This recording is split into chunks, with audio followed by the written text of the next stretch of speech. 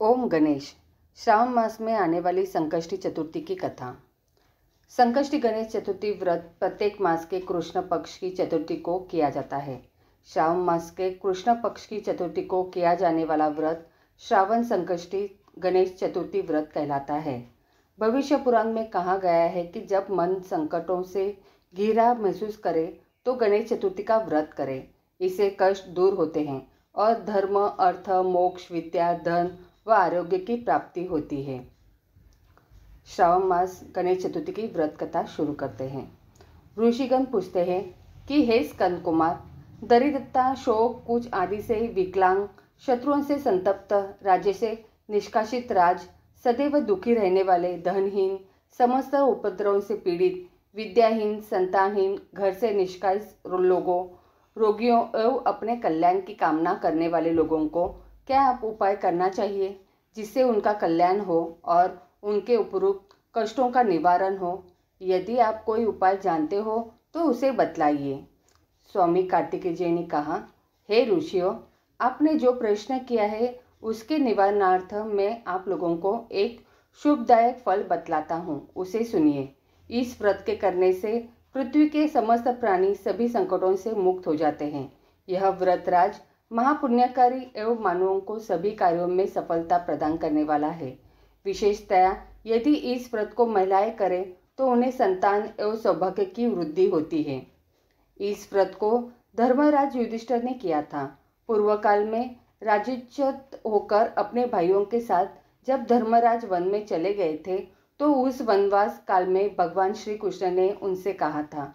युधिष्ठिर ने भगवान कृष्ण से अपने कष्टों के शमनार्थ जो प्रश्न किया था उस कथा को आप श्रवण कीजिए। युधिष्ठिर पूछते हैं कि हे पुरुषोत्तम, ऐसा कौन सा उपाय है जिससे हम वर्तमान संकटों से मुक्त हो सके। हे गदाधार, आप सर्वज्ञ हैं, हम लोगों को आगे अब किसी प्रकार का कष्ट न भुगतना पड़े ऐसा उपाय बतलाइए। स्कंद कुमार जी कहते हैं कि जब धैर्यवान युधिष्ठिर विनम्र भाव से हाथ जोड़कर बारंबार अपने कष्टों के निवारण का उपाय पूछने लगे तो भगवान श्री कृष्ण ने कहा कि हे राजन, संपूर्ण कामनाओं को पूर्ण करने वाला एक बहुत बड़ा गुप्त व्रत है। हे युधिष्ठिर, इस व्रत के संबंध में मैंने आज तक किसी को नहीं बतलाया है। हे राजन, प्राचीन काल में सतयुग की बात है कि पर्वतराज हिमाचल की सुंदर कन्या पार्वती ने शंकर जी को पति रूप में प्राप्त करने के लिए गहन वन में जाकर कठोर तपस्या की, परंतु भगवान शिव प्रसन्न होकर प्रकट नहीं हुए। तब शैलतया पार्वती जी ने अनादिकाल से विद्यमान गणेश जी का स्मरण किया। गणेश जी को उसी क्षण प्रकट देखकर पार्वती जी ने पूछा कि मैंने कठोर, दुर्लभ एवं लोमहर्षक तपस्या की किंतु अपने प्रिय भगवान शिव को प्राप्त न कर सकी। वह कष्ट विनाशक दिव्य व्रत जिसे नारद जी ने कहा है और जो आपका ही व्रत है, उस प्राचीन व्रत के तत्व को आप मुझसे कहिए। पार्वती जी की बात सुनकर तत्कालीन सिद्धिदाता गणेश जी उस कष्टनाशक शुभदायक व्रत का प्रेम से वर्णन करने लगे। गणेश जी ने कहा, हे अचल सुते, अत्यंत पुण्यकारी एवं समस्त कष्टनाशक व्रत को कीजिए। इससे करने से आपकी सभी आकांक्षाएं पूर्ण होगी और जो व्यक्ति इस व्रत को करेंगे उन्हें भी सफलता मिलेगी। श्रावण के कृष्ण चतुर्थी की रात्रि में चंद्रोदय होने पर पूजन करना चाहिए। उस दिन मन में संकल्प करें कि जब तक चंद्रोदय नहीं होगा मैं निराहार रहूंगी, पहले गणेश पूजन कर ही भोजन करूंगी। मन में ऐसा निश्चय करना चाहिए। इसके बाद सफ़ेद तिल के जल से स्नान करें, मेरा पूजन करें। यदि सामर्थ्य हो तो प्रतिमाह स्वर्ण की मूर्ति का पूजन करें। अपनी शक्ति के अनुसार सोने, चांदी, तांबे अथवा मिट्टी के कलश में जल भरकर उस पर गणेश जी की प्रतिमा स्थापित करें। मूर्ति कलश पर वस्त्रांध्र करके अष्टदल कमल की आकृति बनवाएं और उसी मूर्ति की स्थापना करें। तत्पश्चात षोडशोपचार विधि से भक्ति पूर्वक पूजन करें। मूर्ति का ध्यान निम्न प्रकार से करें।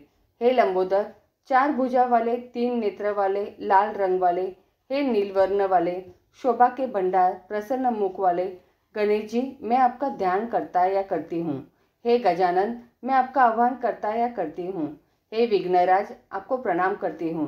यह आसन है। हे लंबोदर, अब यह आपके लिए पाद्य है। हे शंकर सुवन, यह आपके लिए अर्घ्य है। हे उमापत्र, यह आपके स्नानार्थ जल है। हे वक्रतुंड, यह आपके लिए आचमनीय जल है। हे शूर्पकर्ण, यह आपके लिए वस्त्र है। हे सुशोभित, यह आपके लिए यज्ञोपवीत है। हे गणेश्वर, यह आपके लिए रोली चंदन है। हे विघ्न विनाशक, यह आपके लिए फूल है। हे विकट, यह आपके लिए धूपबत्ती है। हे वामन, यह आपके लिए दीपक है। हे सर्वदेव, यह आपके लिए लड्डू का नैवेद्य है। हे देव, यह आपके लिए निमित्त फल है। हे विघ्नहर्ता, यह आपके लिए निमित्त मेरा प्रणाम है। प्रणाम करने के बाद क्षमा प्रार्थना करें। इस प्रकार षोडशोपचार रीति से पूजन करके नाना प्रकार के प्रसादों को बनाकर भगवान को भोग लगाएं। हे देवी, शुद्ध देशी घी में 15 लड्डू बनाएं। सर्वप्रथम भगवान को लड्डू अर्पित करके उसमें 5 ब्राह्मणों को दे दें। अपने सामर्थ्य के अनुसार दक्षिणा देकर चंद्रोदय होने पर भक्ति भाव से अर्घ्य देवे। तदंतर 5 लड्डू का स्वयं भोजन करें। फिर हे देवी, तुम सब तिथियों में सर्वोत्तम हो, गणेश जी की परम प्रियतमा हो। हे चतुर्थी, हमारे द्वारा प्रदत्त अर्घ्य को ग्रहण करो। तुम्हें प्रणाम है। निम्न प्रकार से चंद्रमा को अर्घ्य प्रदान करें। क्षीर सागर से उत्पन्न है लक्ष्मी के भाई हे निशाकर, रोहिणी सहित हे शशि, मेरे दिए हुए अर्घ्य को ग्रहण कीजिए। गणेश जी को इस प्रकार प्रणाम करें।